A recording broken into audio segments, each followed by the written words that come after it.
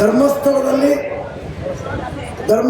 ದೇವಸ್ಥಾನದ ಆಡಳಿತ ಕುಟುಂಬ ಧರ್ಮ ಸತ್ಯ ನ್ಯಾಯಕ್ಕೆ ಸರಿಯಾಗಿ ನಡೆಯದೆ ಅಲ್ಲಿ ಭೂ ಅಕ್ರಮಗಳು, ಬಡವರ ಭೂಮಿಯನ್ನು ಸ್ವಾಧೀನಪಡಿಸುವುದರಿಂದ ಹಿಡಿದು ಅಲ್ಲಿ ಪ್ರಜಾಪ್ರಭುತ್ವ ಹಕ್ಕುಗಳನ್ನು ನೀಡದೆ ಚುನಾವಣೆಗೆ ನಿಲ್ಲಿಕ್ಕೆ ಬಿಡದೆ ಇಂಥ ಎಲ್ಲ ರೀತಿಯ ಅಕ್ರಮಗಳನ್ನು ಮಾಡ್ತಾ ಇರುವಂಥ ವಿಚಾರ ಹಿಂದಿನ 46ನೇ ಇಸ್ವಿಯಲ್ಲಿ ಕೂಡ ಅವರ ವಿರುದ್ಧ ಹೋರಾಟ ಇದ್ದಂಥ ವಿಚಾರ ಇಲ್ಲಿ ಈ ಮೊದಲೇ ಮಾತನಾಡಿದವರೆಲ್ಲ ಪ್ರಸ್ತಾಪ ಮಾಡಿದ್ರು.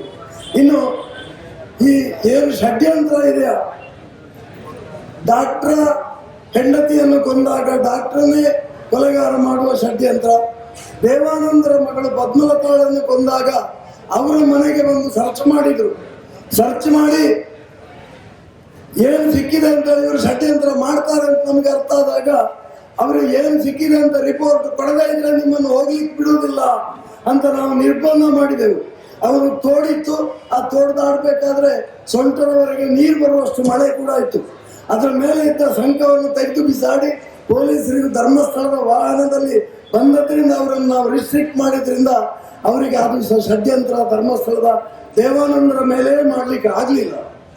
ಈ ರೀತಿ ಅಲ್ಲಿಯೂ ಷಡ್ಯಂತ್ರಕ್ಕೆ ಪ್ರಯತ್ನ ಮಾಡಿದರು. ಅದೇ ರೀತಿ ಸೌಜನ್ಯ ಕೇಸ್ನಲ್ಲಿ ವಿಠಲಗೌಡರ ಮೇಲೆ ಮತ್ತೊಂದು ಇನ್ನೊಂದು ಹಲವಾರು ಷಡ್ಯಂತ್ರ ಮಾಡಿದ್ದನ್ನು ವಿವರವಾಗಿ ಮಟ್ಟಣ್ಣ ಹೇಳಿದರು. ಇನ್ನು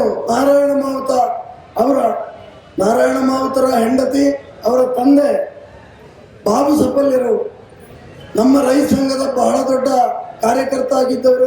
ಎಳಚಿತ್ತಾಯರು ಎಲ್ಲಿ ಹೋಗುವಾಗಲೂ ಕೂಡ ಅವರ ಬಾಡಿ ಗಾರ್ಡ್ ಆಗಿದ್ದುಕೊಂಡು ಎಲ್ಲಿವರೆಗೆ ಅಂದರೆ ಇವರ ಭೂಮಾಲಕರ ದಾಳಿ ನಡೆದಾಗ ಎಳಚಿತ್ತಾಯರು, ಪ್ರಭಾಕರ್, ಗೋಪಾಲ ಇಂಥ ಹಲವಾರು ಜನ ಕಾರ್ಯಕರ್ತರು ಹೊಳೆ ದಾಟುವುದಕ್ಕೆ, ದೋಣಿಗೆ ಹೋಗುವುದಕ್ಕೆ ಅವಕಾಶ ಮಾಡಿಕೊಡ್ಲಿಕ್ಕಾಗಿ ಬಾಬು ಸಪಲ್ಯರು ಪೆಟ್ಟದಿಂದ ಕಾರಣ 2 ವರ್ಷ ನೇಗಿಲು ಹಿಡಿಯಲಿಕ್ಕೆ ಆಗದಷ್ಟು ಅವರ ಮೇಲೆ ದೌರ್ಜನ್ಯ ಹೊಡೆತ ಬಿದ್ದು ಅವರು ಆಸ್ಪತ್ರೆಯಲ್ಲಿ 2 ತಿಂಗಳಿಗಿಂತಲೂ ಹೆಚ್ಚು ಕಾಲ ಇದ್ದ ಅನುಭವವನ್ನು ಹೇಳ್ತಾ ಇದ್ರು ಅವರು.